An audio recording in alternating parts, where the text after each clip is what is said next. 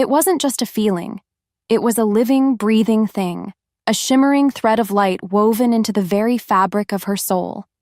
From the moment she was born, Isla had felt its gentle hum, a quiet promise of belonging, of a destiny intertwined with another. It was the sacred truth of her world, given by the goddess herself. Every Omega had a fated mate, and their bond was unbreakable.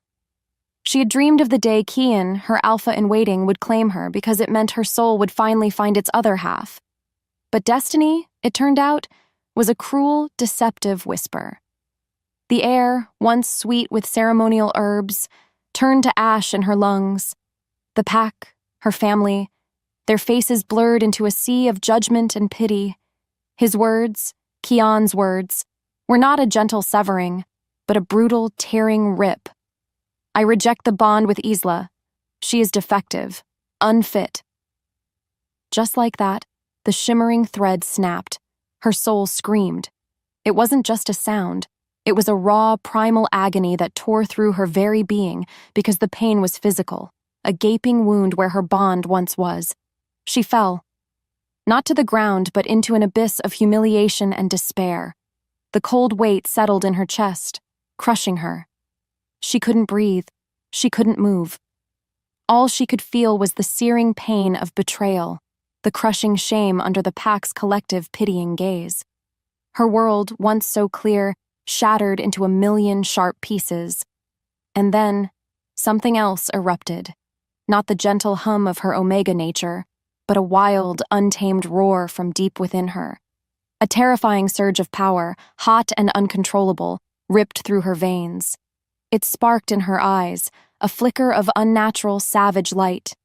The ground trembled beneath her, a silent testament to the raw force she now held. She gasped, a desperate, choked sound, trying to suppress it, to hide this monstrous new thing that confirmed Kian's cruel words. No, not here, not now. She fled, blind with tears and a terrifying, burgeoning power. The howls of the pack, not of celebration but of shocked pity, chased her into the night. She ran until her lungs burned, until her legs gave out, until the forest swallowed her whole. She was cast out, broken. But what truly terrified her was not dying alone in the wilderness.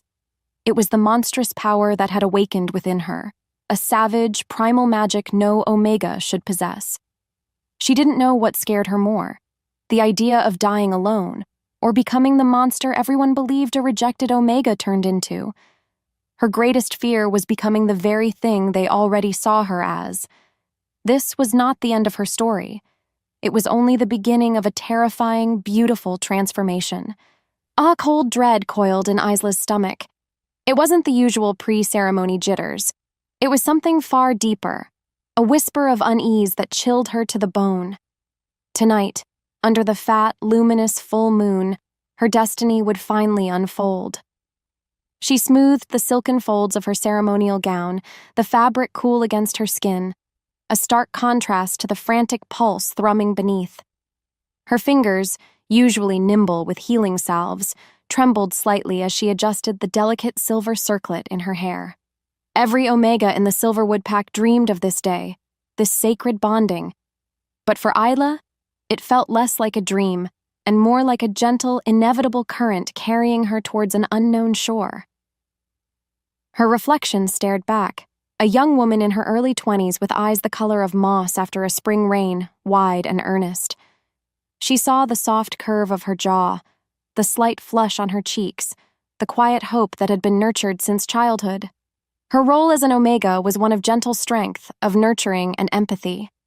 She embraced it fully because it was all she had ever known. Her worth, she had always believed, was woven into the fabric of this life, into the promise of a fated bond with alpha-in-waiting Kian. He was the pack's future. She, his destined mate, would be his anchor. A soft knock at the door. Her sister, Alara, poked her head in, eyes bright with unshed tears. "You look beautiful, Ela," Alara whispered, her voice thick with emotion. "He's a lucky alpha." Isla offered a small, genuine smile. "And I, a lucky Omega." The words felt true, a comfort she clung to. She imagined Kian, His strong jaw, the confident set of his shoulders, the way his dark eyes would meet hers across the clearing. Tonight, he would claim her, and their souls would finally recognize the ancient, unbreakable thread that bound them. Her heart swelled, a fragile, exquisite thing because she had waited for this moment her entire life. Yet, as she turned from the mirror, a fleeting, almost imperceptible flicker of unease crossed her features. It was like a shadow passing over the sun, a whisper of discord in the perfect harmony of her anticipation. She dismissed it as pre-ceremony jitters, a common nervousness. Still, the feeling lingered, a vague sense that something wasn't quite right, a discordant note in the symphony of her life. The air still hummed with excitement, but for a fleeting second, Isla felt a chill that had nothing to do with the evening breeze.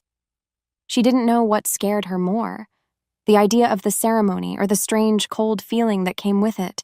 Soon after, as the sun dipped below the ancient pines, painting the sky in fiery streaks of orange and purple, Isla found herself near the Alpha's private den. She was on her way to gather the last of the ceremonial moon petal blossoms, their delicate scent a promise of the night's magic. But then, hushed voices, sharp with tension, drifted from within.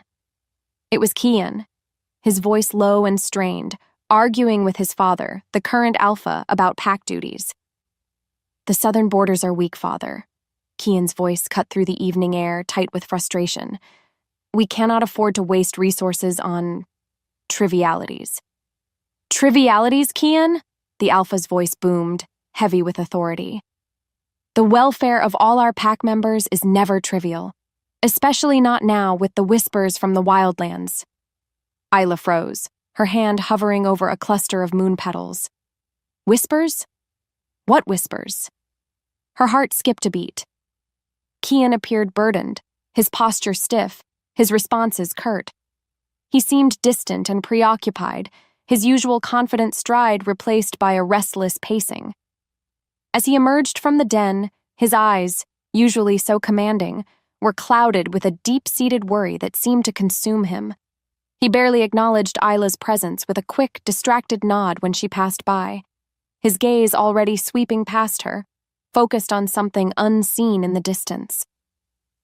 The weight of his impending Alpha responsibilities was visibly heavy upon him, a crushing burden that seemed to age him before her eyes. Isla's goal was to understand Kian better, to connect with him on a deeper level before the ceremony, and to reassure herself of their bond. She felt a pang of concern for his visible stress, but also a growing unease about his detachment and the subtle, dismissive way he treated her. Her hopeful anticipation from Scene 1.1 was now tinged with a nascent anxiety, a bitter taste in her mouth.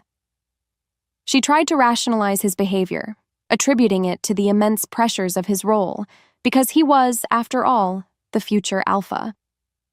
What followed was a quiet ache in her chest, a feeling of being unseen, unheard. As she watched him stride away, a thought, cold and unsettling, pricked at her mind. Could Kian truly be ready for the bond, for her, when he carried such a heavy, unseen burden? This scene introduced Kian's character beyond the idealized fated mate, highlighting his internal struggles that would later contribute to his catastrophic actions. It subtly began to chip away at Isla's idealized view of her fated mate, planting the first seeds of doubt about the perfection of her destiny. Maybe it was fate, or maybe it was just a bad omen. Later, as the last rays of twilight faded, painting the forest in shades of deep indigo, Isla found herself in the communal kitchens, helping prepare the ceremonial feast. The air buzzed with the aroma of roasted meats and sweet berries. But beneath the festive chatter, a different kind of sound began to emerge. Hushed, anxious conversations among other Omegas and lower-ranking pack members. Their voices were low, conspiratorial, like rustling leaves in a gathering storm. "Did you hear about the border skirmish?" One Omega, a nervous young woman named Lyra, whispered, her eyes wide with fear. Kian handled it. Poorly. Many were injured, because he was too proud to listen to the elders. "And the sickness in the northern territories," another added, her voice barely audible. "It's spreading." The Alpha says it's just a seasonal illness, but my grandmother, she says it's like the old blight. Isla's breath hitched. The blight. A chilling word from ancient tales. A sickness that withered the land and the very spirit of the shifters. No matter how hard she tried, she couldn't ignore the fear creeping into their voices. One Omega nervously mentioned the old tales of defective Omegas who are rejected and cast out, their fate a cautionary tale whispered through generations. They say the goddess abandons them, Lyra murmured, her gaze flicking towards Isla for a moment before darting away. Isla's immediate goal was to dismiss these unsettling whispers, to defend Kian in her mind, and to maintain her hopeful outlook on her future. She felt a rising anxiety and defensiveness, trying desperately to rationalize away the doubts. Her heart pounded so loudly she worried others could hear it. But the seeds of fear about her own potential defectiveness, a concept she previously considered only in abstract terms, were now concretely planted in her mind, directly challenging her core misbelief. This scene directly undermined Isla's unwavering belief in the pack's perfect order and Kian's infallibility, because it exposed the cracks in their seemingly perfect world. As the whispers faded, Isla felt a strange, uncontrolled surge of energy deep within her, a fleeting warmth or tremor that vibrated through her bones, like a distant drumbeat. She quickly dismissed it as mere nerves about the ceremony, because her body was simply reacting to the stress. But it was the first, subtle, and terrifying sign of her dormant, savage power stirring beneath the surface. Her world tilted, just a fraction, and she didn't know what scared her more, the whispers of the blight or the wild pulse of something new and terrifying within her own skin. The air thickened, suffocating Isla with the weight of expectation. Her heart hammered against her ribs, a frantic bird trapped in a cage. Beneath the moonlight, the ceremonial clearing shimmered, packed with every member of the Silverwood pack. Their faces, usually warm and familiar, now seemed to blur into a single expectant gaze. This was it. The moment she had lived for, the culmination of her destiny. She stepped forward, the soft grass cool beneath her bare feet, her breath catching in her throat. Kian stood at the altar, bathed in the moon's silver glow, his silhouette sharp against the ancient oak. He was magnificent, undeniably. His dark hair, usually impeccably styled, was ruffled by the breeze, giving him a wild, untamed look. Isla's gaze sought his, expecting the warmth, the recognition, the deep, soul-stirring pull of their fated bond. But then, his eyes met hers, and a chill, colder than any winter night, seeped into her bones. They were cold, devoid of recognition, empty. Her world tilted.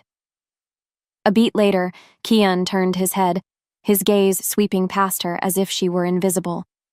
His voice, usually a deep rumble that resonated with authority, cut through the quiet night like a blade of ice. I, Kian, Alpha-in-waiting of the Silverwood Pack, reject the bond with Isla. Silence. The word hung in the air, a poisoned dart. Isla froze, her entire being screaming in protest. Reject? No. It couldn't be. This wasn't how destiny worked. This wasn't how the goddess-given bond functioned. Her vision blurred, the faces of the pack members swimming before her eyes. Their collective gasp was a physical blow, followed by a silence so profound it roared in her ears. And just like that, everything changed. Kian took a step, not towards her, but towards another Omega, a younger, more compliant one named Lyra, the same one who had whispered fears of the blight.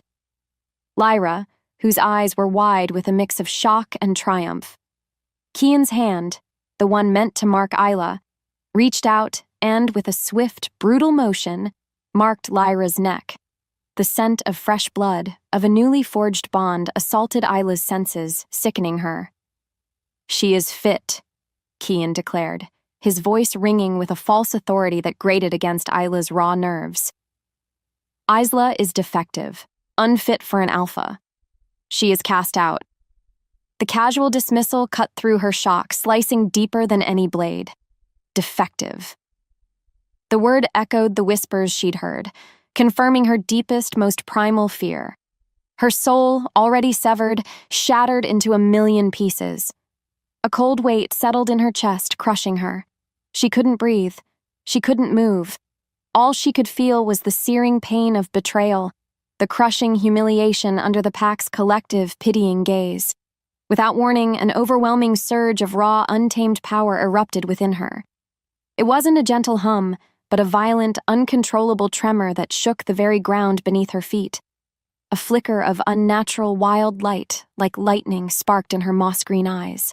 She gasped, a desperate, choked sound, trying to suppress it, to hide this monstrous new thing that confirmed Kian's cruel words.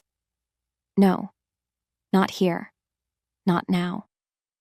Her immediate, primal goal was simply to escape, to disappear from the unbearable shame, pain, and the feeling of being utterly worthless. Her body moved on instinct. She turned, blind with tears and a terrifying, burgeoning power, and fled into the suffocating darkness of the surrounding forest. The howls of the pack, not of celebration, but of shocked pity, chased her into the night. The forest became a living nightmare. Days blurred into a haze of exposure, starvation, and profound emotional trauma. Each step was agony, her bare feet torn and bleeding from sharp rocks and thorny undergrowth. The chill of the night seeped into her bones, but it was the cold of Kian's rejection that truly froze her from the inside out. Her throat ached, raw from unshed tears and desperate, silent screams. She was alone, truly, utterly alone. Her suppressed power, now untethered by the rejection, began to manifest uncontrollably. It was a savage, unpredictable force, reacting to her despair, her rage, her overwhelming fear. One moment, a patch of wildflowers she touched withered and died, their vibrant petals crumbling to dust beneath her fingers. Another time, a small rock, caught in her desperate stride, levitated for a terrifying second before crashing down, leaving a small crater. The air around her would crackle with unseen energy, making the hairs on her arms stand on end because her very being was now a conduit for something wild and untamed. She tried to hide these occurrences, even from herself, burying them beneath layers of denial and terror. This power, she believed, was a monstrous affliction, something that confirmed her defective status. It was the mark of the outcast, the broken. She didn't know what scared her more, dying alone in the vast, unforgiving wilderness, or becoming the monster everyone believed a rejected Omega turned into. Her immediate goal was bare survival against the elements. But even more urgently, it was to hide and suppress this terrifying, unpredictable force. She was consumed by overwhelming grief, the raw pain of betrayal, and a deep-seated terror of this new, wild, and uncontrollable aspect of herself. She was at her absolute lowest point, psychologically and physically, because every breath felt like a fight against oblivion. One evening, as the last sliver of sun bled from the sky, painting the clouds in bruised purples and grays, a sudden, violent tremor shook the ground. Isla cried out, falling to her knees, her body racked with a power she couldn't contain. Trees around her groaned, their branches swaying as if in a furious wind, though the air was still. This struggle solidified her internal conflict, whether to succumb to the fear and reject this power, or to somehow find a way to control it, even if she still believed it made her a monster. Exhausted, dehydrated, and on the very verge of collapse, Isla saw a shadowy, wolf-like figure observing her from the dense undergrowth. Its eyes, 2 points of golden light, glinted in the fading light, fixed on her with an unnerving intensity. She was too weak to react, her vision blurring, the world spinning into a terrifying darkness.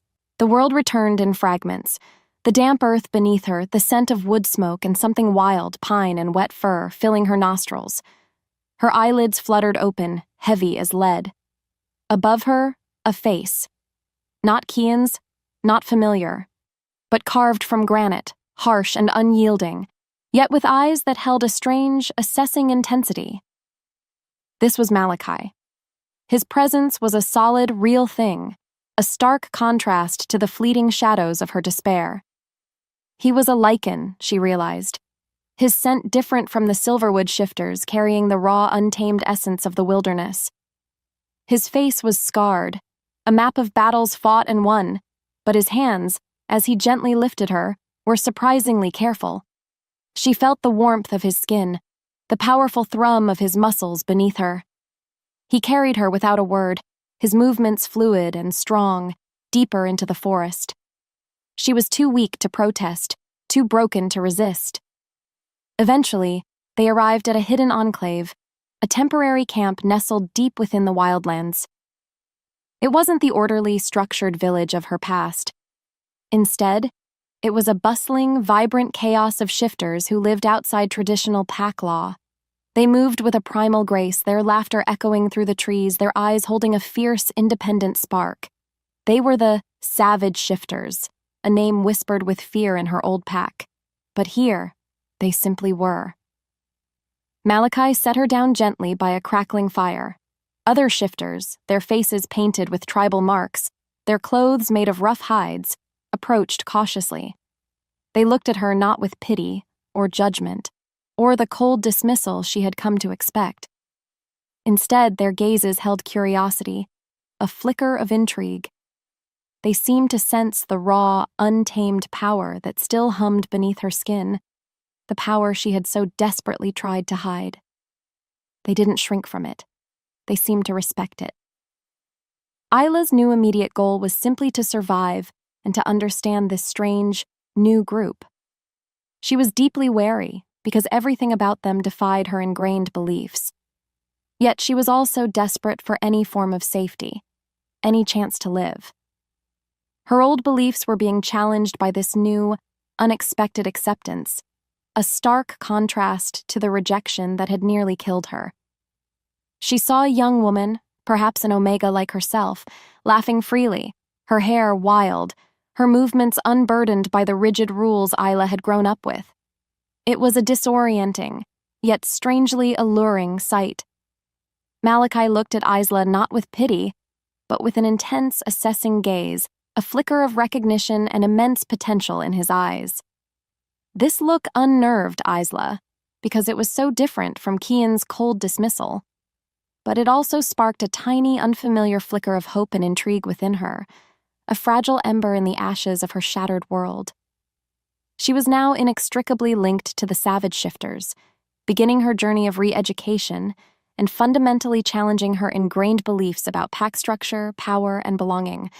Her transformation from a broken Omega to something new officially began in that moment. The world was a symphony of wildness. Isla woke to the sharp, invigorating scent of pine needles and damp earth, a stark contrast to the cloying sweetness of her old pack's ceremonial herbs. Sunlight, dappled and warm, filtered through the dense canopy, painting shifting patterns on the rough hide tent where she lay. Her body still ached, a dull throb that reminded her of Kian's betrayal, but the pervasive cold of despair had begun to recede, replaced by a cautious curiosity. She listened. The sounds of the savage shifters' camp were a vibrant tapestry, the crackle of distant fires, the low rumble of male voices, the high-pitched laughter of children, and the distinct, earthy scent of fur and sweat and freedom. She pushed aside the hide flap, stepping out into the heart of the temporary settlement. It was nothing like Silverwood. There were no neatly organized dens, no rigid pathways. Instead, shelters of hide and woven branches blended seamlessly with the forest, like extensions of the trees themselves. Shifters moved with an unburdened grace, their movements fluid and powerful, their eyes holding a fierce, independent spark. They wore rough-hewn clothes, often adorned with tribal markings that spoke of personal journeys, not inherited status. Isla watched a young woman, her hair wild with braids and feathers, expertly skinning a deer, her hands quick and sure. Nearby, a group of warriors sparred, their growls deep and guttural, yet without the aggressive edge she'd seen in Kian's training sessions. This was raw, untamed existence, focused on survival, communal effort, and a deep, intuitive connection to their inner wolf and the natural world. There were no strict hierarchies based on birth, but rather respect earned through strength and contribution. Isla was deeply confused by their ways, yet also cautiously curious. Her immediate goal was to understand these people and to figure out her place among them. She felt a complex mix of fear, because their untamed nature was so alien, and a nascent sense of awe at their unbridled freedom. Still, a deep-seated, almost subconscious longing for the familiar structure she'd lost tugged at her. She watched, a silent observer, as a small boy, no older than 5, chased a squirrel up a tree, his laughter echoing, pure and unrestrained. No one scolded him for being too loud or too wild. It was a disorienting, yet strangely alluring sight. "They do not hide their true selves," a low voice rumbled beside her. Malachi. He stood tall, his scarred face unreadable, his golden eyes fixed on the bustling camp. "Unlike some." His gaze flickered to her, a knowing glint in his eyes. Isla flinched, a warmth rising to her cheeks. "It's different." "Different is not wrong," he replied, his voice soft but firm. "Only unfamiliar." He paused, then added, "Your power stirs. I feel it." Isla's breath hitched. She hadn't even realized. Just then, as if in response to his words, a small, uncontrolled burst of her power rippled outwards. A nearby patch of wildflowers, already vibrant, suddenly pulsed with unnaturally brilliant colors, their petals unfurling wider, faster, before settling back into their normal hue. Malachi, who had been quietly observing her, approached, not with fear or anger, but with a knowing, almost expectant look. His presence was a solid anchor in her new, bewildering reality. The forest floor was cool and damp beneath Isla's palms, the scent of rich earth filling her nostrils. Malachi stood over her, his shadow long and imposing, yet his voice was patient, a low rumble that vibrated through the ground. "Feel it, Isla. Not just the power within you, but the power around you, the pulse of the earth, the breath of the trees. Your wolf is part of this." Isla closed her eyes, trying to focus, but her mind was a whirlwind of frustration. Her goal was to control this wild, unpredictable magic, initially driven by a desperate desire to stop being a monster and to simply survive within this new clan. Malachi wasn't teaching her to suppress it, but to embrace it, to channel it. It was a terrifying concept because everything she'd been taught screamed otherwise. "Breathe with the forest," he instructed, his voice a steady rhythm. "Let your essence merge." She tried. She really did. She imagined roots growing from her feet, reaching deep into the soil. She felt a faint tremor, a spark, then whoosh! A sudden, uncontrolled burst of energy erupted from her, sending a shower of pine cones rattling down from a nearby tree. Isla gasped, her eyes flying open, shame burning her cheeks. "I can't!" she cried, her voice trembling.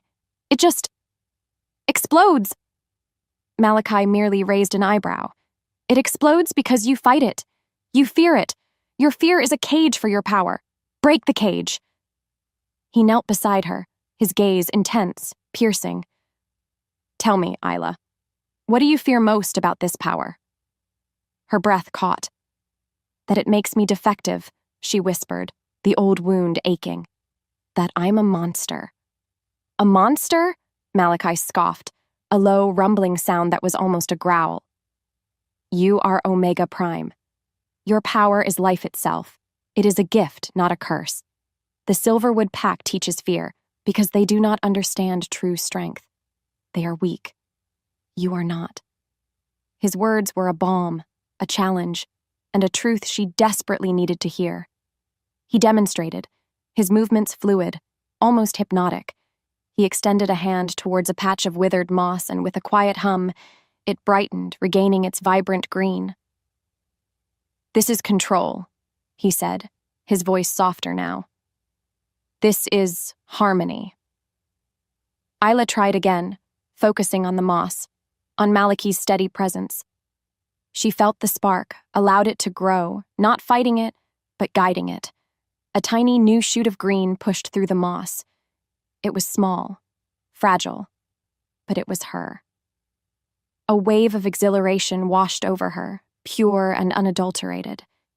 She was still struggling, often losing control, leading to minor mishaps. But these fleeting moments of mastery, where the power felt less like a curse and more like an extension of herself, were everything. This was the first time she felt a sense of agency over something that previously terrified her. During a particularly intense training session later that afternoon, Malachi deliberately pushed Isla to her absolute limit. "Give it all," he commanded, his voice sharp. Isla roared, a primal sound ripping from her throat, and a massive, uncontrolled surge of her power erupted, temporarily affecting the surrounding environment. The very ground trembled, and a sudden, unnatural gust of wind whipped through the trees, making branches crack. This display drew the immediate, wide-eyed attention of other savages, who watched with a mix of awe and trepidation. They had never seen such raw, untamed power. The scent of blood, sharp and metallic, ripped through the peaceful evening air. Isla's head snapped up, her senses suddenly heightened because the primal alarm had sounded. A guttural snarl echoed through the trees, followed by the terrified yelp of a pup.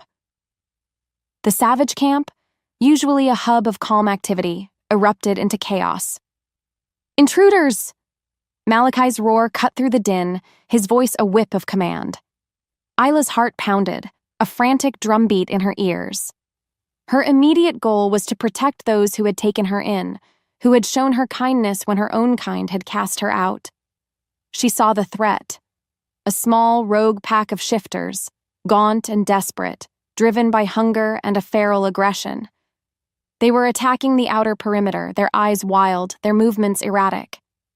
One of them, a hulking brute with matted fur, lunged towards a group of savage pups, their small bodies huddled together in fear. Without thinking, Isla moved. Her body moved on instinct, fueled by a surge of primal protectiveness she hadn't known she possessed. She wasn't thinking about control or technique or the lessons Malachi had taught her. She was thinking only of the pups, of the terror in their eyes. A growl rose in her throat, raw and untamed, a sound she didn't recognize as her own. As the rogue shifter closed in, Isla thrust her hands forward. A wave of pure, untamed energy, hot and crackling, erupted from her palms. It wasn't refined, it wasn't graceful, but it was powerful. The rogue shifter was thrown backward, howling, his fur singed, his eyes wide with shock. He scrambled away, whimpering. Malachi, a blur of fur and muscle, slammed into another intruder, his own growls echoing through the trees. He glanced back at Isla, his golden eyes meeting hers across the clearing. There was no surprise in his gaze, only a deep, unwavering respect. He saw not a broken Omega, but a force to be reckoned with. The savages, inspired by Isla's unexpected display of power, surged forward. The battle was short, brutal, and decisive. The rogue shifters, disoriented and outmatched, fled back into the shadows of the forest, leaving behind only the lingering scent of fear and their own desperation. Isla stood panting, her muscles trembling, the taste of ozone on her tongue. The power still hummed beneath her skin, a fierce, exhilarating current. She had used it, not to hide, not to suppress, but to protect. This moment shifted her internal perspective from fearing her power to seeing its utility and potential for good. It was a weapon, yes, but also a shield. She looked at the pups, now safe, their eyes wide with awe, and a profound sense of purpose settled in her chest. Malachi approached her, his steps quiet, his presence a comforting anchor. He reached out, his calloused thumb gently wiping a smudge of dirt from her cheek. His gaze, intense and knowing, made Isla feel truly seen and valued for the first time, a stark contrast to Kian's cold rejection. In that moment, a new path solidified before her, one forged not by fate, but by choice, by strength, and by the fierce, protective love for her new family. The air itself felt sick. A strange metallic tang, like old blood mixed with decay, clung to the wind, replacing the fresh, earthy scent Isla had grown to love in the wildlands. As the savage shifters moved deeper into the ancient forest, their usual boisterous chatter quieted. The trees, once towering sentinels of vibrant green, now stood gaunt and skeletal, their bark peeling like diseased skin. Their leaves, what few remained, were a sickly yellow-brown, shriveling even in the warmth of the sun. This wasn't the natural cycle of autumn. This was something far more sinister. Isla's heart clenched. She remembered the hushed whispers in Silverwood, the fearful tales of the blight. Now she saw its chilling reality. A patch of wild berries, usually plump and crimson, were shriveled and black, oozing a viscous, dark fluid. A deer lay motionless nearby, its fur dull, its eyes glazed over, no visible wounds, just a profound stillness that spoke of an unnatural end. Malachi, usually stoic, knelt beside the fallen creature, his scarred face grim, a muscle ticking in his jaw. "This is it," he rumbled, his voice low, heavy with foreboding. "The blight. It spreads faster than the legends foretold." Isla felt a profound sense of dread. Her immediate goal was to understand this new, pervasive threat and how it might impact her new home and the shifters she had come to care for. She had found a family here, a sense of belonging she'd never truly known in Silverwood, and the thought of losing it to this insidious disease twisted her gut. "What is it?" she whispered, her voice barely audible. "What does it do?" "It saps life," Malachi explained, his gaze sweeping over the blighted landscape. "From the land, from the animals, from the shifters themselves, it twists their minds, makes them feral, then consumes them. My ancestors spoke of it, a great sickness that nearly wiped out our kind centuries ago. They called it the shadow blight because it devoured light and hope." He stood, his powerful frame radiating a quiet fury. There was a prophecy, too. A chosen Omega, they said, a catalyst. He looked at Isla then, his golden eyes piercing, speculative, a new intensity in their depths. Isla felt a jolt, a cold shiver running down her spine. Omega, catalyst. The words echoed the strange, wild power that had awakened within her after Kian's rejection. Could it be connected? Was her personal tragedy, her profound pain, somehow tied to this ancient, terrifying threat? The pressure building in her chest was immense because the scale of this danger was far larger than just her personal struggles or the internal politics of her old pack. Her focus began to shift from internal healing to external threat, because the survival of everyone she cared about was at stake. A scout from the Savage clan, a young, swift warrior named Riker, suddenly burst through the undergrowth, his face pale, his breathing ragged. "Malachi," he gasped, barely able to speak. "The blight. It's reached the Silverwood Pack's territory. It's devastating them." The news hit Isla like a physical blow, a cold wave washing over her. The world spun. Silverwood. Her old pack. The place that had cast her out, now consumed by the very darkness she was meant to fight. Isla's hands clenched into fists, her nails digging into her palms. The metallic tang of the blight intensified, a bitter taste in her mouth. She felt a sickening lurch, a mix of vindication and profound horror. Kian's incompetence, his pride, had led them to this. Malachi stepped closer, his presence a grounding force amidst the chaos of her thoughts. "The prophecy is real, Isla," he stated, his voice low but firm, cutting through her internal turmoil. "My ancestors kept the knowledge, hidden away, for a time such as this. You are not just an Omega. You carry the dormant gene of the original Omega Prime." Isla stared at him, bewildered. Omega Prime? What does that even mean? Her mind reeled, trying to grasp the enormity of his words. "It means your rejection," he explained, his gaze unwavering, "was not a curse. It was a necessary catalyst, a painful awakening."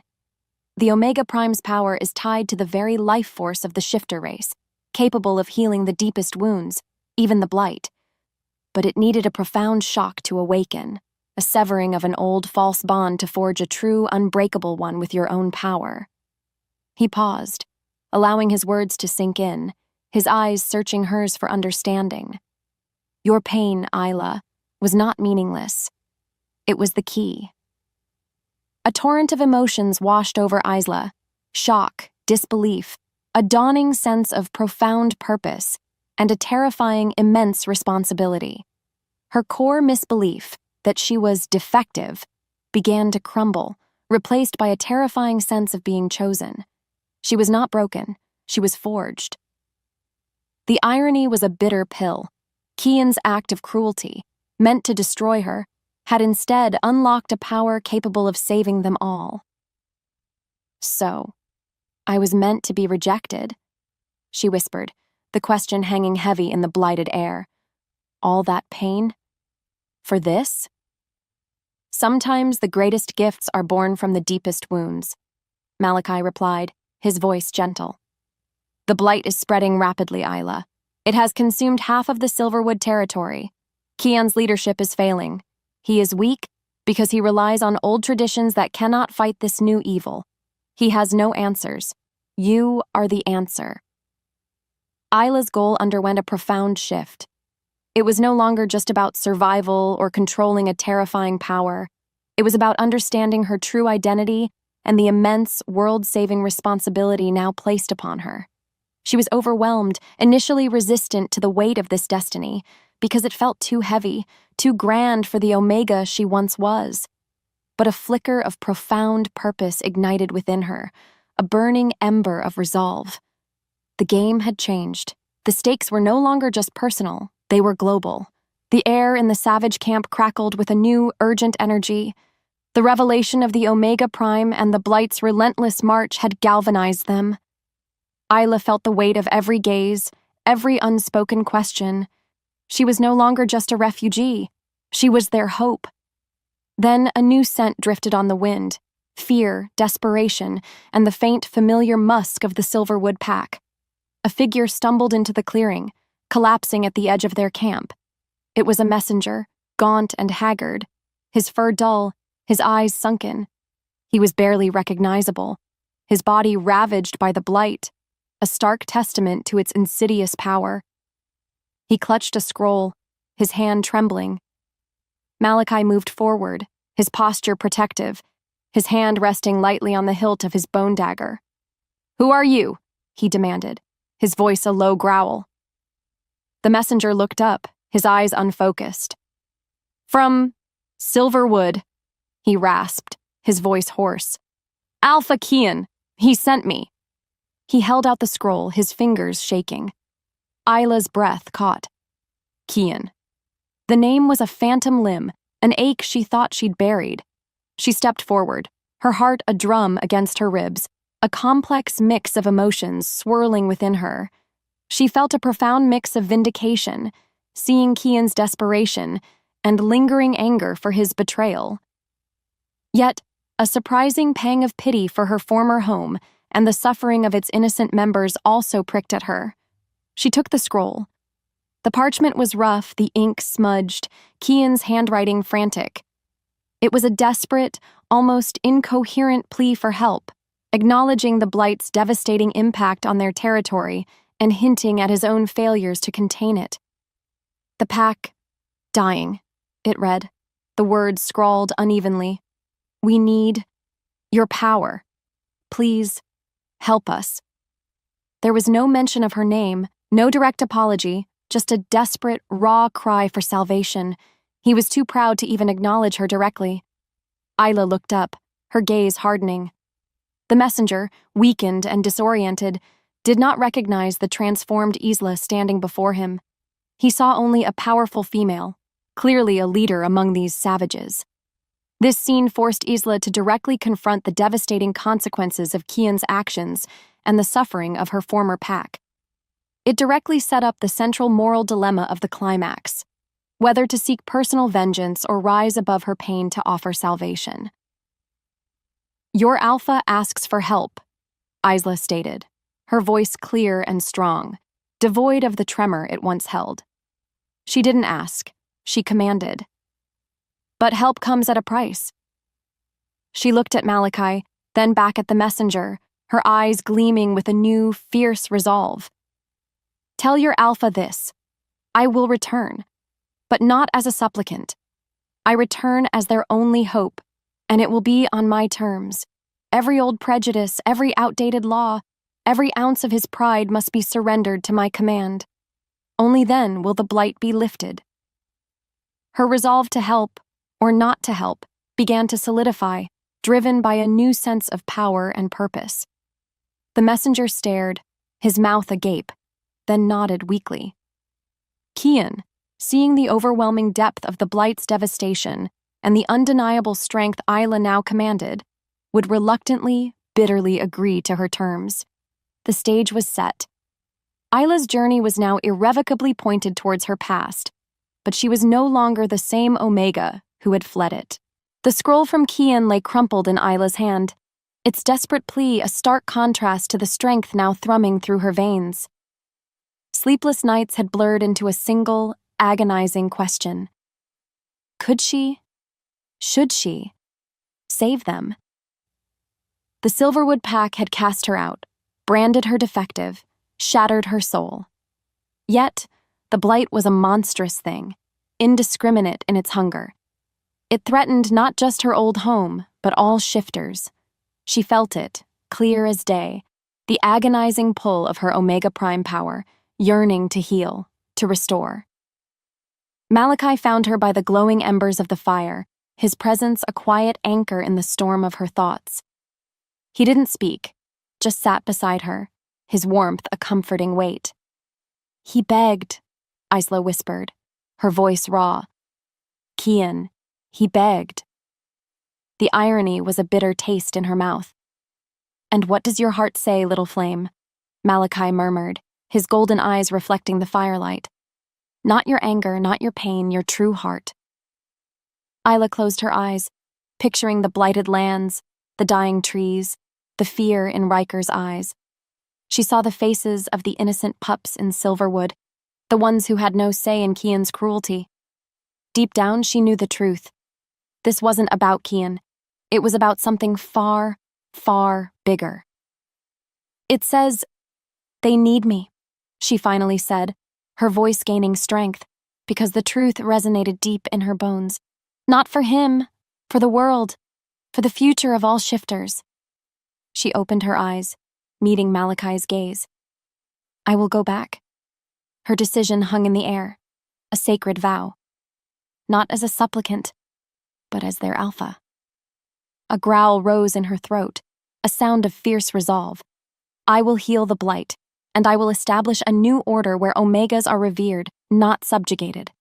Where strength is measured by spirit, not just by birthright. Malachi's lips curved into a slow, proud smile. Then we go with you. Soon after, Isla stood before the assembled savage shifters, the morning sun painting their faces in shades of gold and bronze.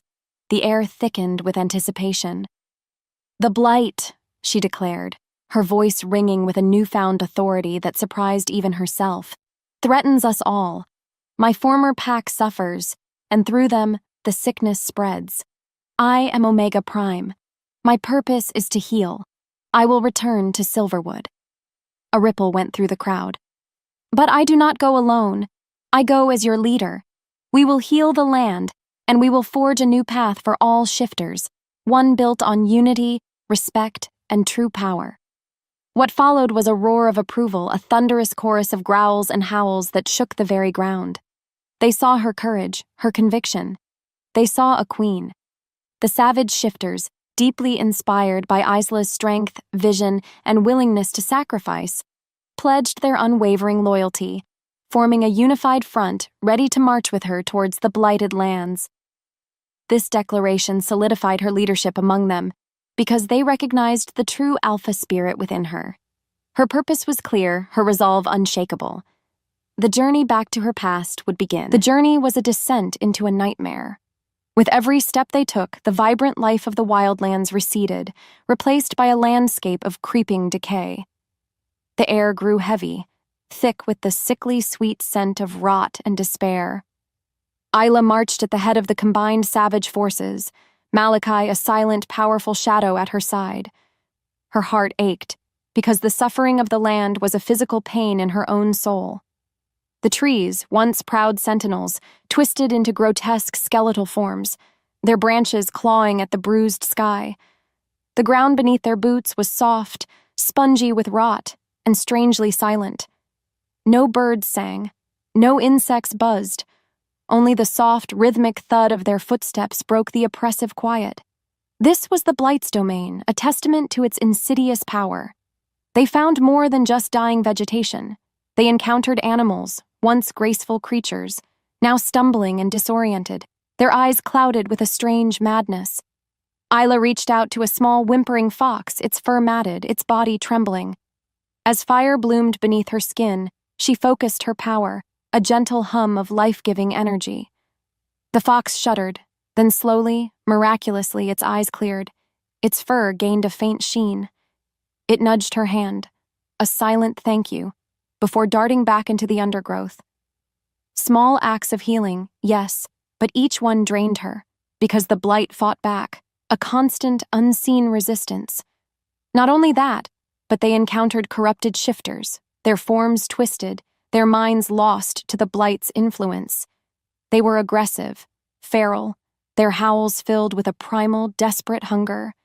Malachi and the savage warriors moved like a single deadly unit, protecting Isla, clearing the path.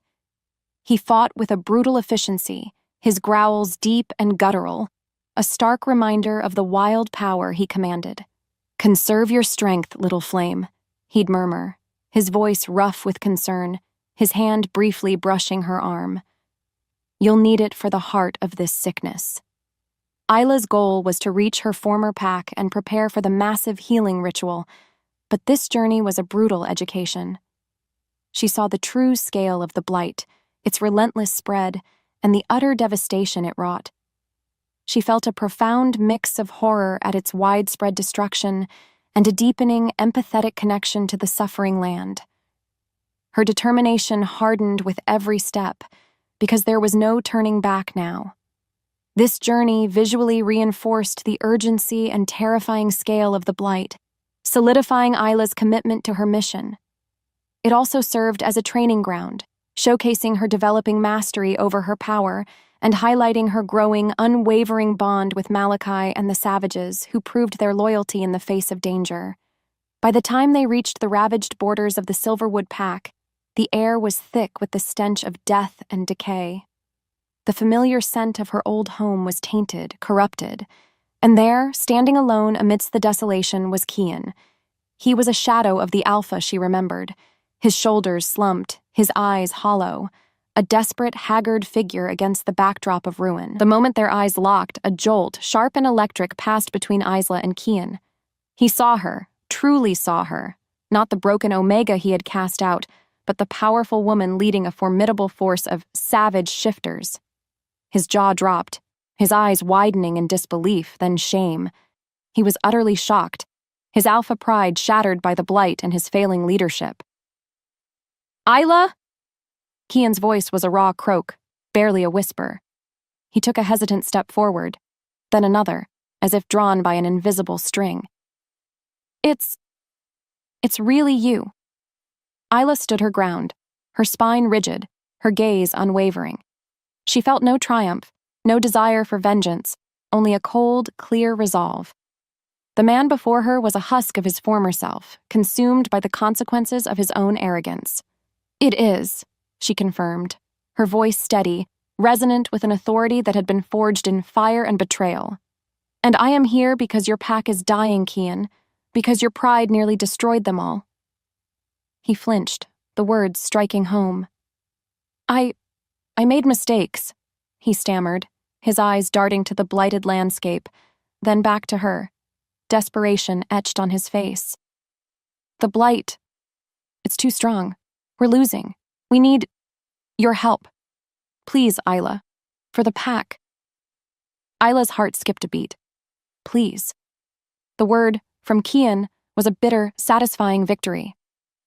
Help comes at a price, Alpha, she stated, her voice devoid of emotion. Because this was not a negotiation. It was a declaration. A steep one. Kian swallowed hard, his gaze falling away. Anything. Just tell me what you need. First, Isla began, her voice gaining power, you will surrender all authority to me.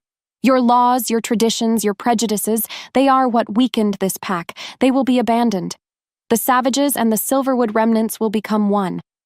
Under my command, there will be no more defective Omegas, no more subjugation, only unity, only strength. Her words were a hammer, shattering the remnants of his old world. Kian looked up, his eyes filled with a desperate plea. My pack, they won't understand. They are set in their ways. Then they will learn, Isla countered, her voice unwavering, or they will perish. The Blight cares nothing for your traditions, Kian, only for life, and I am life. She paused, allowing her words to sink in. Second, you will publicly acknowledge your error, not just to me, but to your entire pack. You will tell them why you rejected me and why you were wrong. You will tell them that I, the defective Omega, am their only hope. This was the true test, the ultimate humiliation. Kian's face contorted, a battle raging within him. His alpha pride, once so formidable, crumbled under the weight of his pack's suffering and Isla's undeniable power. He looked at the blighted trees, then at the strong, unified front of the savages behind Isla. He looked at her, truly seeing the Omega Prime, the queen he had foolishly cast aside. He knew he had no choice.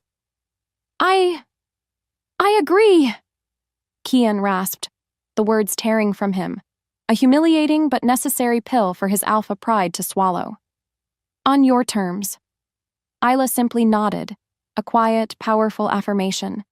Her goal was to establish her absolute authority and lay down the terms for intervention, ensuring her mission was not undermined by Kian's pride or the pack's old ways. She felt a profound sense of power and control, a stark and satisfying contrast to her past self. There was a detached satisfaction in seeing Kian's humbled, desperate state, but no desire for reconciliation. The stage was set.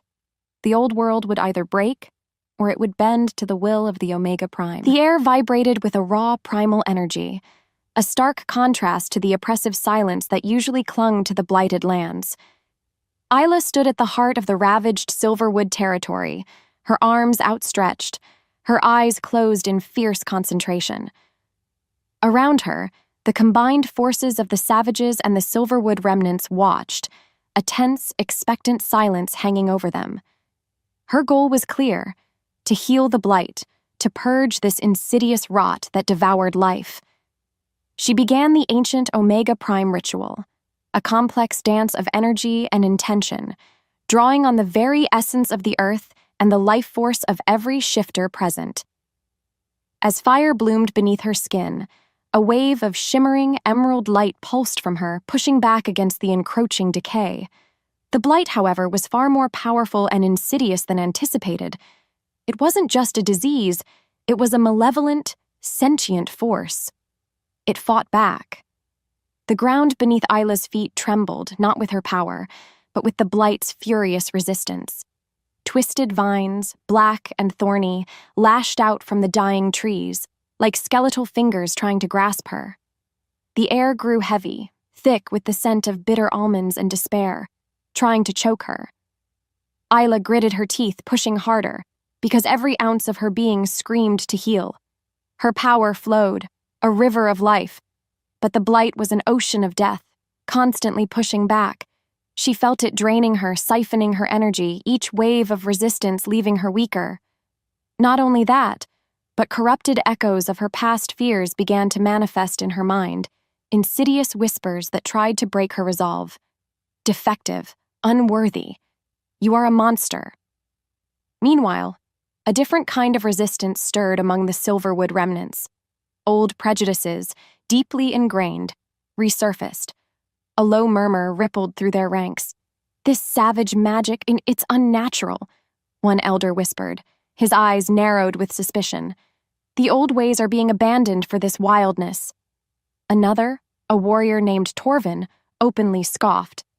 She's just an Omega. What can she do against this? They subtly undermined her efforts, their fear clinging to old beliefs, openly distrusting her savage magic, refusing to fully cooperate. Their skepticism was a cold draft against Isla's burning resolve, a constant drain on her focus. Isla felt profound frustration. Physical and mental exhaustion began to creep in, a heavy cloak settling over her.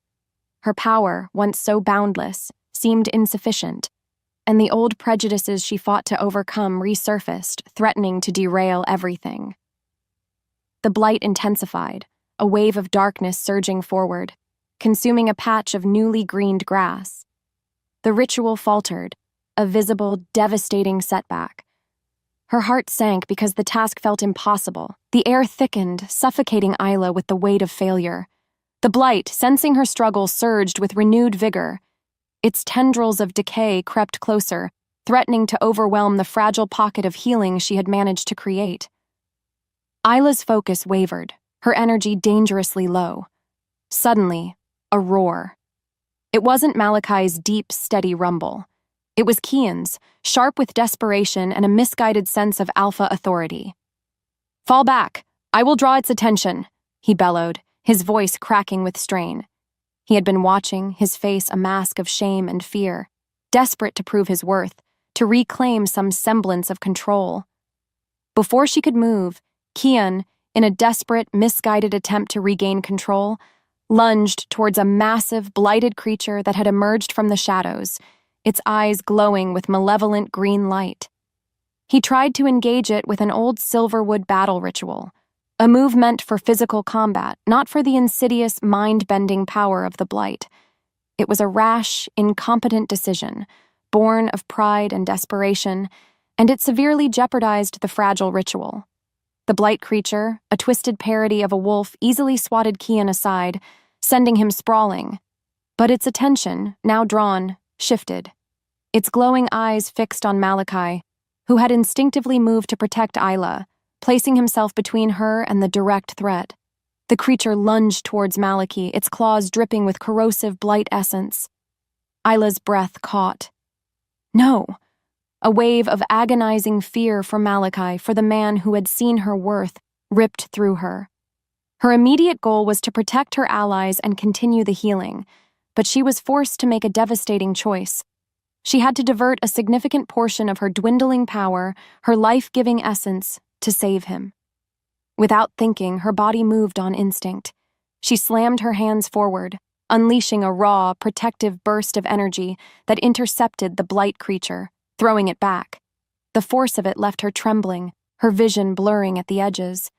The blight, sensing her depletion, roared, a sound that echoed through her very bones, and surged even more violently. The ground beneath them cracked, and fresh waves of decay washed over the already blighted land.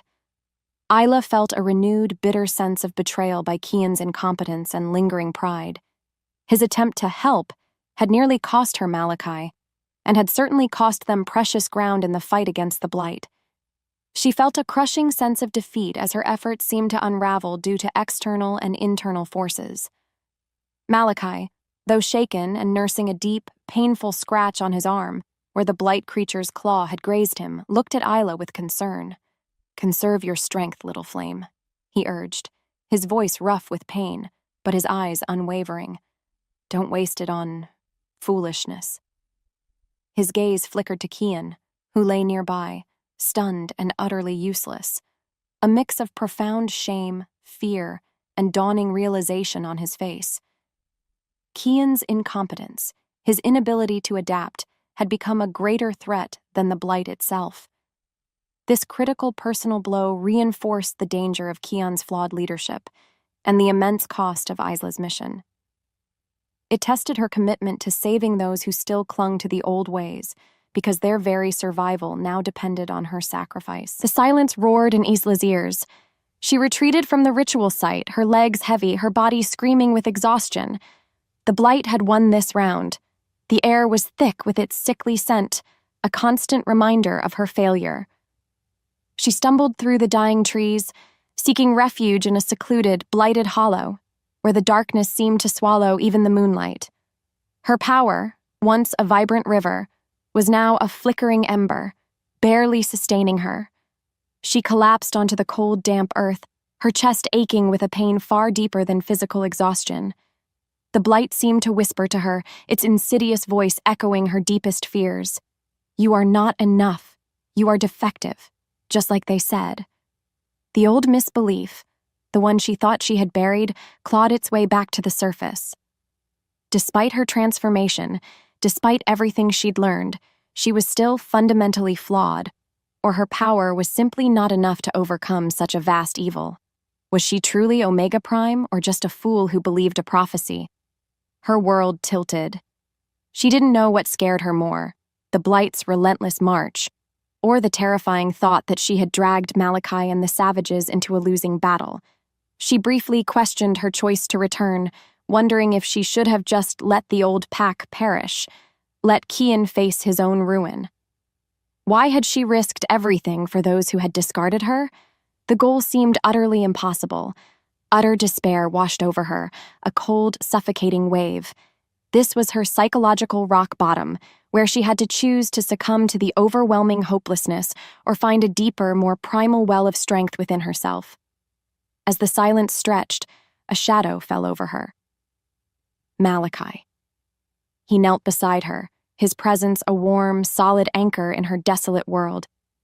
He didn't offer empty platitudes, no grand pronouncements. He simply sat, his hand reaching out to gently cup her cheek, his thumb brushing away a tear she hadn't realized had fallen. His golden eyes, usually so fierce, were soft, filled with an unwavering belief that shone even in the darkness. "You are not broken, little flame," he murmured, his voice a low, comforting rumble. "You are forged, your empathy. That is your strength. That is the true heart of the Omega Prime. It is not a weakness, as the old pack believes, but the very source of your power. It is why you feel their pain, why you fight for them, even when they do not deserve it." His words were a lifeline, pulling her back from the abyss.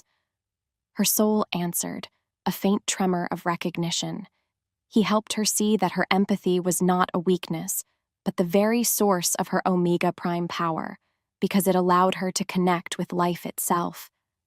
In the quiet that followed, Isla felt a flicker of hope, a tiny spark in the crushing darkness. She had to find the strength not from external validation, but from within her own redefined sense of self.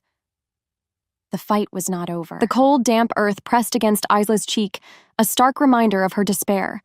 The Blight's whispers still echoed in her mind. "You are not enough. You are defective."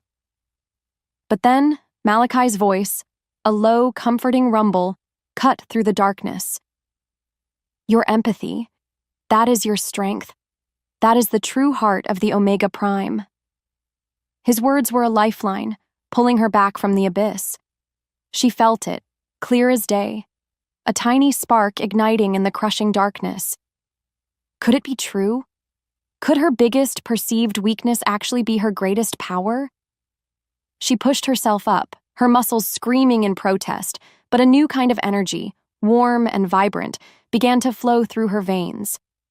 Malachi sat beside her, his golden eyes unwavering, a silent promise of belief. He didn't tell her what to do. He simply was. His presence was a solid anchor, grounding her. Isla closed her eyes, focusing not on the Blight's oppressive weight, but on Malachi's quiet strength, on the pulse of the earth beneath her, on the faint, hopeful scent of new growth fighting through the decay. She began to breathe, deep, slow breaths, just as Malachi had taught her. She reached inward, past the fear, past the pain, past the lingering echoes of Kian's rejection. She connected with the very essence of the Omega Prime gene. It wasn't about raw force, she realized, but about a deep, ancient, empathetic connection to the land, to the life force of all shifters, to the very fabric of existence. Her empathy, once seen as a weakness by the old pack, was actually the key to unlocking the full, boundless potential of her healing magic. It wasn't just about power. It was about love. It was about connection. A soft, ethereal light began to emanate from her, bathing the blighted hollow in a gentle, emerald glow. The decaying plants around them seemed to sigh, a faint, almost imperceptible green returning to their withered leaves. This revelation was a spiritual awakening because it completed her internal transformation. She was not just a healer, she was a conduit for life itself. Her despair lifted, replaced by a quiet, fierce resolve. She finally understood. She was Omega Prime, not despite her empathy, but because of it. Isla opened her eyes, meeting Malachi's gaze. A profound sense of clarity filled her. "I know how to stop it," she said, her voice steady, filled with a new, powerful conviction. "But it will require everything, and it will require them." She looked towards the distant, blighted territory of the Silverwood Pack. Both packs unified. This was the climb back. She had found her purpose, and with it, a daring, unconventional final plan that defied all old traditions. The air in the makeshift command tent was thick with tension, heavy as a coming storm. Kian stood before Isla, his face etched with exhaustion and the bitter taste of defeat. Around them, the remaining Silverwood elders huddled, their eyes wary, their bodies still weak from the blight. Isla had called this meeting because the time for hesitation was over.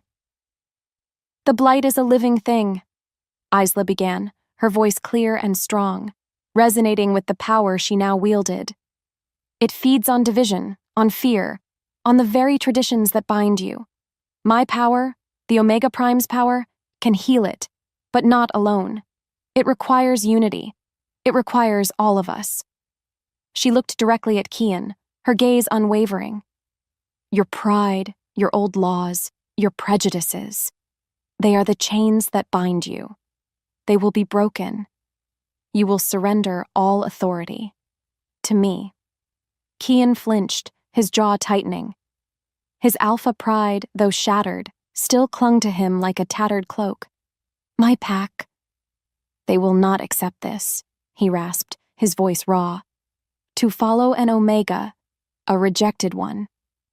"They will follow their alpha," Isla countered, her voice like steel. "And I am their alpha now, not by birthright, but by necessity, by strength, by the very life I offer them." She stepped closer, her voice dropping to a low, intense murmur. "Do you want your pack to survive, Kian? Or do you want to cling to a dying pride? The blight cares nothing for your titles, only for life. And I am life." Malachi, standing silently behind Isla, stepped forward, his presence a powerful endorsement. "Her way is the only way," he rumbled, his voice deep and authoritative. "We, the savages, will fight by her side. We will share our knowledge, our strength, but only if you truly unite. Only if you abandon the old ways that led you to this ruin." Kian looked from Isla to Malachi, then to his elders, their faces pale with fear. He saw the overwhelming depth of the blight's devastation, the undeniable strength Isla now commanded, and the unwavering loyalty of the savages. He knew he had no choice. His shoulders slumped in defeat, a bitter but necessary pill for his alpha pride to swallow. I agree," he finally choked out, the words tearing from him. "On your terms, for the pack." A collective sigh of relief rippled through the tent. Isla nodded, a quiet, powerful affirmation. "Then we prepare," she stated, her gaze sweeping over the assembled shifters. "We march at dawn, together." This scene powerfully demonstrated Isla's leadership in action, bridging the gap between the two worlds she now embodied. It signified the true beginning of the new order and set the stage for the climactic battle against the blight, showcasing the power of unity. As the sun dipped below the horizon, painting the sky in bruised purples and grays, a massive surge of the blight's energy erupted from its core, a dark, pulsating wave that spread across the horizon. It was a final, desperate challenge, signaling the ultimate struggle that awaited them. The air was thick with a chilling silence, broken only by the rhythmic thud of hundreds of paws against the blighted earth. Isla marched at the head of the unified pack, her heart a drumbeat of anticipation and resolve. On one side, the lean, wild figures of the savage shifters moved with silent grace, their eyes gleaming with fierce determination. On the other, the Silverwood remnants, still bearing the marks of the blight, walked with a newfound, desperate resolve, their fear slowly replaced by a fragile hope. Malachi was a constant, comforting presence at her side, his hand occasionally brushing hers, a silent promise of unwavering support. The journey was a descent into the blight's heart, a landscape of pure desolation. Twisted, skeletal trees clawed at the bruised sky, their branches like gnarled fingers. The ground was spongy with decay, the air thick with the stench of rot and despair. The blight actively fought back, a malevolent, sentient entity. It created disorienting illusions, whispers of past failures, fleeting images of loved ones lost, trying to break their resolve. It sapped their energy, a cold drain that pulled at their very life force. Corrupted, aggressive creatures born of its decay lunged from the shadows, their eyes burning with unnatural green light. "Stay focused!" Malachi roared, his voice cutting through the illusions, his powerful form a blur as he intercepted a hulking blight beast protecting Isla. His growls were deep, guttural, a primal symphony of defense. He fought with a brutal efficiency, clearing the path for her because her strength was needed for the ritual, not for battle. Isla focused her own power, a shimmering shield of emerald light, deflecting the blight's insidious attacks. Her ultimate goal was to reach the core of the blight and unleash her full, refined Omega Prime power. She felt intense anticipation, unwavering resolve, and a fierce, protective love for her new, unified pack. Every step was a prayer, every breath a commitment. The fear was gone, replaced by a burning determination. They pushed through a final, dense thicket of blighted thorns, their bodies aching, their resolve tested. The air grew heavy, almost suffocating, as they approached the epicenter. And then it opened up. Before them lay a vast, festering crater, a wound on the earth pulsating with dark, malevolent energy. This was the blight's heart, its source, its ultimate stronghold. The final confrontation was imminent.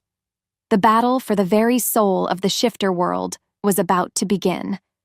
The air thickened, suffocating Isla with the blight's malevolent presence. Before them lay the crater, a gaping wound in the earth, pulsating with dark, sickly green energy.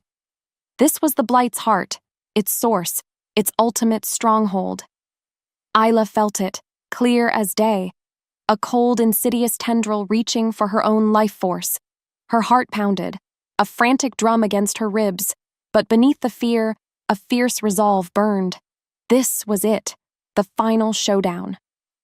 "Hold the line!"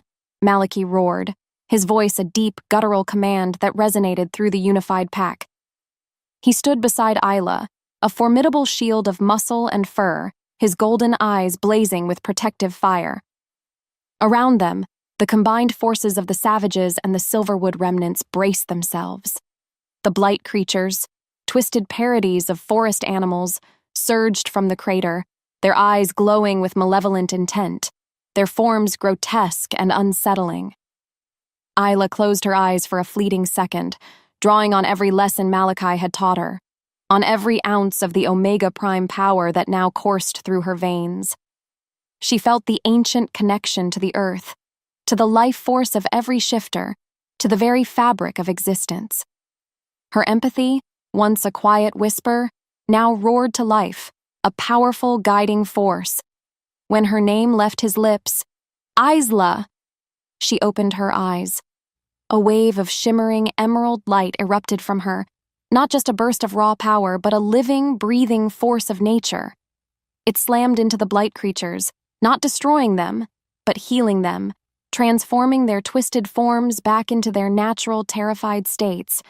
They whimpered, confused, and fled into the forest, but the blight's core fought back, a massive, shadowy tendril lashing out, aiming directly for Isla. Malachi met it head-on, transforming into his lichen form, a magnificent beast of silver-tipped fur and raw power. He snarled, tearing at the blight's essence, his claws ripping through its shadowy form, buying Isla precious seconds. Meanwhile, Kian, seeing the true horror of the blight and the sheer magnitude of Isla's power, had a moment of true, selfless remorse. He saw the devastation he had caused. He saw his pack dying. Without another word, he lunged, not at the blight's core, but at a smaller, corrupted tendril that was about to ensnare a group of silverwood pups. He used his own alpha strength, a desperate physical act of protection, drawing its attention away from Isla. Isla felt it, the shift. Kian's small, selfless act, a flicker of true alpha spirit, created a momentary weakness in the blight's defense. This was her chance. She channeled everything, her empathy, her rage, her love for her new family, her desire to heal. She became a conduit for life itself. A blinding pillar of emerald light shot from her, piercing the heart of the blight. The crater groaned, a guttural sound of agony, and then, slowly, agonizingly, it began to recede. The dark energy pulsed, then withered, crumbling into dust, leaving behind a scarred but visibly regenerating landscape. Isla stood, utterly exhausted, her body trembling, but triumphant. The air cleared, filled with the fresh scent of rain and new growth. The blight was defeated. Her transformation was complete. She had not only mastered her power, but had used it to save them all, proving her immense worth. She looked at Malachi, still in his lichen form, his golden eyes filled with pride. And then she looked at Kian, who stood humbled, defeated, but alive. A profound silence settled over the crater, broken only by the soft rustle of newly emerging leaves and the quiet murmurs of the unified pack. The air, once thick with decay, now smelled of damp earth and fresh pine. Isla felt a wave of exhaustion wash over her, so deep it threatened to pull her under. But it was a good exhaustion, the kind that came after a battle won. She had done it. The blight was gone. Malachi shifted back to his human form, his powerful body gleaming with sweat, his eyes still holding the wildness of his wolf. He moved to her side, his arm wrapping around her, a silent, comforting anchor. Around them, the immediate consequences of the climax unfolded. Survivors from both the Silverwood Pack and the Savages, now truly unified, began to tend to the wounded, their movements a mix of relief and purpose. The old animosities seemed to have dissolved in the face of shared trauma and shared victory. Soon after, Kian approached, his steps hesitant, his head bowed. He was a shadow of his former self, his alpha pride utterly shattered, but his spirit, for the first time, seemed truly humbled. He stopped before Isla, his eyes, once so cold, now filled with a raw, painful remorse. "Isla," he rasped, his voice thick with emotion. I was wrong. About everything. About you. About the bond. My pride. It nearly destroyed us all." He looked at the healing land, then back at her, his gaze unwavering. "I am sorry. Truly sorry. You saved us. You saved me."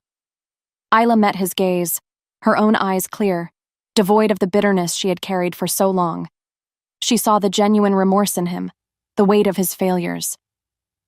"Your apology is accepted, Kian," she said, her voice steady, gentle but firm. There was no triumph in her tone, only a quiet understanding. "But what was broken cannot be mended in the old way. The fated bond, it is gone.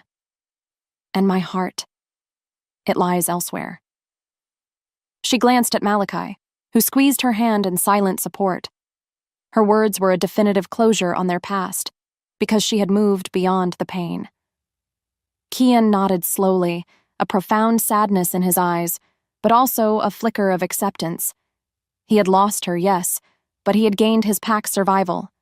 He turned, his shoulders still heavy, but with a new direction, and began to help organize the wounded. no longer the alpha, but a humbled member of the pack. This scene provided crucial closure on the Kion conflict, allowing Isla to move forward without lingering resentment. As the sun began to set, painting the sky in hues of orange and soft pink, a spontaneous, heartfelt celebration began among the unified shifters. It was a blend of savage traditions and newly shared rituals, a chaotic symphony of laughter, relieved tears, and the soft, hopeful murmurs of a community reborn. This was their new beginning, the forging of a true, cohesive community, because they had faced death together and emerged stronger. Months later, the Silverwood territory, once a blighted wasteland, hummed with renewed life. The trees stood tall and vibrant, their leaves a lush green, their branches swaying gently in the breeze. Wildflowers bloomed in riotous colors, a testament to Isla's power, a living monument to her healing grace. The air was clean, crisp, filled with the sweet scent of pine and fresh earth. Isla stood on a rise overlooking the thriving, unified pack, a sense of profound peace settling in her chest. Omegas, once relegated to the shadows, now moved freely, their voices strong, their healing gifts revered. They were leaders, healers, vital members of the community, their unique strength celebrated. The rigid hierarchies of the old pack had dissolved, replaced by a fluid structure based on respect, contribution, and the natural flow of power. Kion, humbled but dedicated, worked tirelessly alongside the others, his leadership now one of service, not command. Malachi came up behind her, his arms wrapping around her waist, pulling her back against his solid chest. His scent, wild, earthy, and uniquely him, filled her senses, a comfort deeper than any fated bond. "Our kingdom, little flame," he murmured, his lips brushing her hair. "Forged by your hands." Isla smiled, leaning into his embrace. "Our kingdom," she corrected softly, because it was built together, on choice, on mutual respect, on a love that defied destiny. Their connection was palpable and profound, a love based on choice, mutual respect, and a shared journey, not on a fated bond. She reached up, touching the simple circlet woven from newly healed forest elements that rested on her brow. It wasn't a crown of gold or jewels, but a symbol she had forged herself, representing her self-made authority and destiny. It was her Omega Prime crown, a testament to resilience, to the power of embracing one's true nature. She had redefined destiny, found true love and partnership based on choice, and created a society founded on her values of equality and empathy. The core emotional question was definitively answered. She had risen above profound betrayal, embraced her true power, and saved those who cast her out, forging a destiny far greater than any fate. Epilogue: years later, the unified pack thrived under the joint leadership of Alpha Isla and Lycan Malachi. Their territory, now simply known as the New Forest, was a beacon of harmony and strength, a living testament to the power of unity and the triumph of choice. The memory of the blight served as a cautionary tale, a reminder of the fragility of life and the strength found in true unity. Isla watched her daughter, Camilla, a vibrant, curious pup with Malachi's golden eyes and Isla's moss-green hair, chase butterflies through a field of wildflowers. Camilla's laughter, bright and unrestrained, echoed through the trees. She was a blend of both worlds, a living symbol of their new beginning. Her power, Isla knew, would be balanced, blending the old and new ways, hinting at a harmonious and evolving future for all shifters, free from the constraints of rigid tradition. Malachi joined her, his arm encircling her waist, pulling her close. "She has your spirit," he murmured, his gaze soft as he watched their daughter. Isla leaned into him, her heart full. "And your fire." Their bond, built on choice and unwavering support, was a beacon for all, a love story written not by fate, but by two souls who chose each other again and again. The New Forest stretched before them, vibrant and alive, a testament to the queen who had forged her own crown, proving that sometimes the greatest love isn't about fate, but about choice.